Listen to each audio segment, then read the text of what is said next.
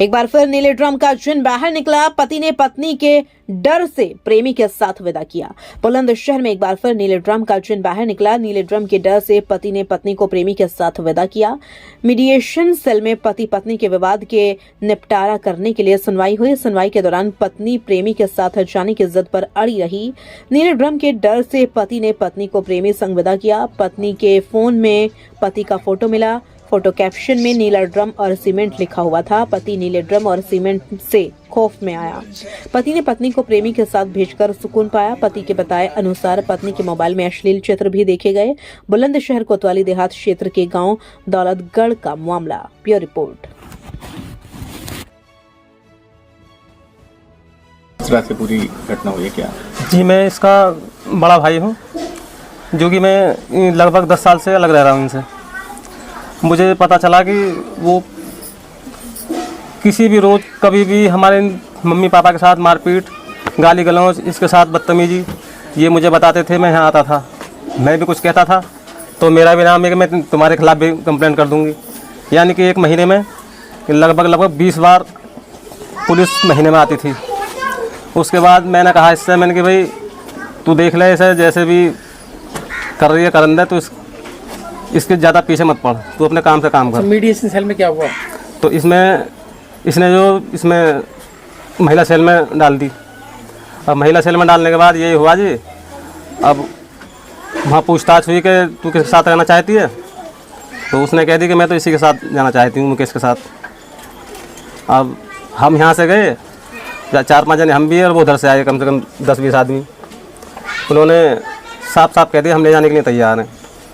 हम बोले मैं जब ये इसके साथ जाना चाह रही है तो इससे तो बढ़िया है, कम से कम हमारे भाई की जान तो बच रहे। कल को आए दिन हमारे भाई को धमकी देती रहती है कि मैं तुझे उसमें ड्रम में जमा दूंगी या 4-5 लड़कों को बुला के नहीं तो रास्ते में मरवा दूंगी। तो इस डर की वजह से हमने उसको अनुमति दे दी कि तुझे। इसकी शादी हुई थी लगभग 7 साल के आसपास होगी। ये बताइए क्या आपका नाम है और आपकी पत्नी से क्या विवाद चल रहा है, क्या हुआ है? मेरा नाम राजकुमार है। मेरी पत्नी जो दूसरे के साथ संबंध थे उसके गलत, इसलिए वो उसके साथ आती जाती रहती थी। 1 महीने से वो यहाँ पर पहले जुलाई में चली गई थी मेरे को छोड़कर, बच्चे को छोड़कर। 6 महीना का बच्चा था।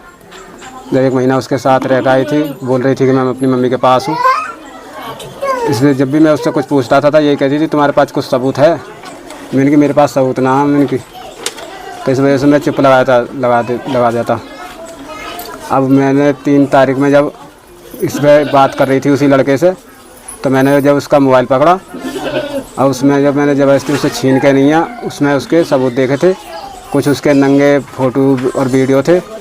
इस वजह से मैंने उससे मोबाइल छीना और वहाँ पर इसी वजह से कंप्लेंट करी मैंने कप्तान साहब के पास।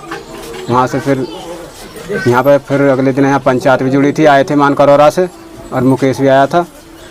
यहाँ पर हो गया था फैसला कि मैं इसी के साथ रहूँगी और मुझे तुम्हारे साथ नहीं रहना। मुकेश कौन है? मुकेश मानकरौरा का लड़का है जो जिसके साथ इसके संबंध थे। तो धमकी भी देती थी मारने की? और मुझे हर बात पर धमकी देती थी कि मैं तुझे मरवा दूँगी।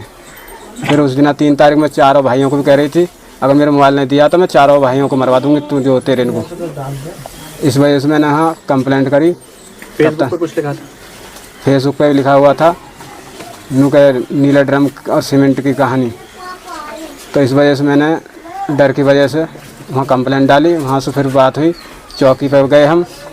चौकी पर से जाकर उन्होंने ये कह दिया कि एक बार और देख लो, तुम्हारी बहन बेटी भी हैं, आपको ये काम नहीं करने की है।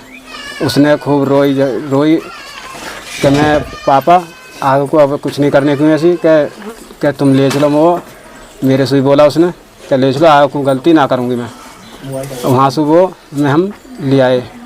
फिर यहाँ आकर नहीं, फिर भी मेरे मुकेश के साथ रहना, वो तेरे साथ नहीं रहना। ना ही मेरे लिए रोटी पानी बना कर देती थी, ना ही कपड़े लत्ते धोती थी। और बच्चा भी लेटरिन करता था उसे छत पे को फेंक देती थी कपड़ों को, लेटरिन कर उनको।